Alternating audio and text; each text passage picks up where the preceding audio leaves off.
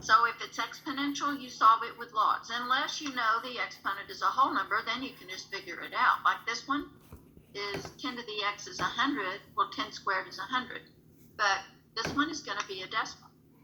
So if you know the exponent is a decimal, that's when you use logs to solve it. Okay.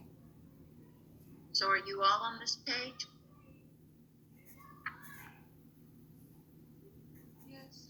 Yes. What page is that? Let me see. Page 195. We just finished 194 and 193. And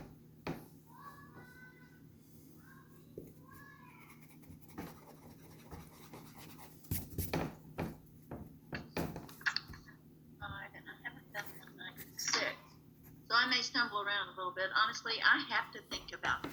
I can't just, when there's a lot of reading, I can't just magically come up with it. I have to understand the situation just like you do. Mm-hmm. But these, no big deal. So in other words, you take the log of both sides. Well, log base 10 of 10 cancels out. Log of 30 is going to give you the answer, and they don't even evaluate it. They just leave it that way.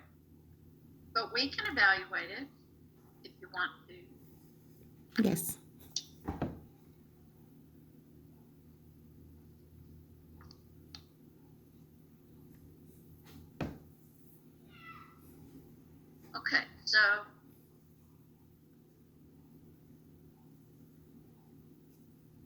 Okay, so what I was going to do, I don't want to do number 2 because you don't have to use logs for it.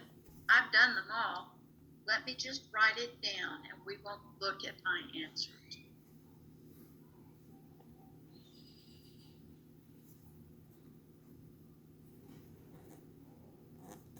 Now, you know the old adage, what you do to one side of an equation, you got to do it to the other side. Oh, okay.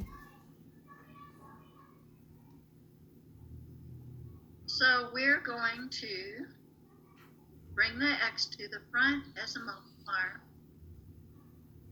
and take log of both sides. This is understood to be log base 10 of 10. You know that cancels out from last time.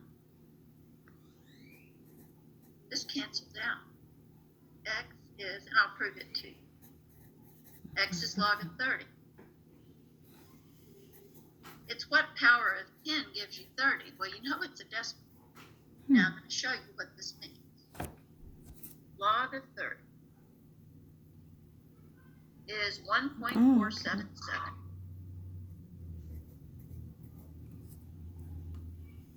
Log of 30, okay. Now let's just check it out. Is it true that 10 to the 1.477 power is 30?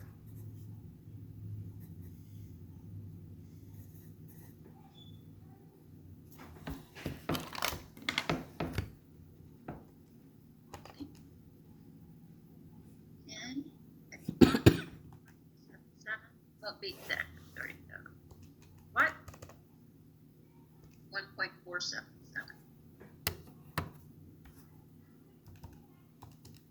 Gives you 29.99 if you don't put in all the decimal places. So X is a decimal. When you know it's a decimal, you don't want to spend all day guessing and checking. You want to figure it out. So the answer in the back of the book, if I recall, is this. Now, we never did this when I was in school because we didn't have calculators for certain. And so it was kind of easier, but then you don't really understand it unless you. The reason that you've got technology for this is because those decimal exponents are programmed into your calculators, and they were in the back of all the math textbooks when I was in school. And before that, you used slide rules. Okay.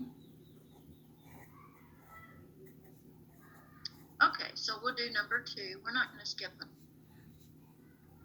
Now you want to isolate x, so that means you've got to add 4 to both sides first, so do that. Mm-hmm.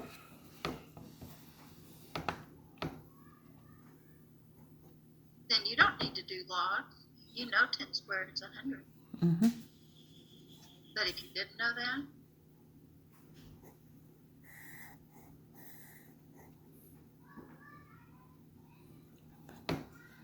log of 100 means what power of 10 gives you 100? You know why this notation exists is because math people are horribly lazy. I'm not, but the ones that invented all this stuff, they're lazy. Because this means what power of 10 will give you 100. That really is what it means. What power of 10 will give you 100? Well, you know it's 2. Now, if you are fortunate enough to have my calculator, there's a change of base key. Well, we don't need it though, because this is in base 10, but let's pretend it's not in base 10. So you press this, put the 10, then put the 100, and you get 2.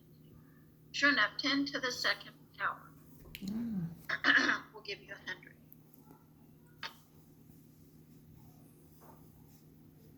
Adding 4 to both sides gives you 100. Guys, you don't have to do all this log stuff. If you know that x is 2, Yeah. you don't really use logs unless it's a decimal exponent. You don't want to guess and check all day.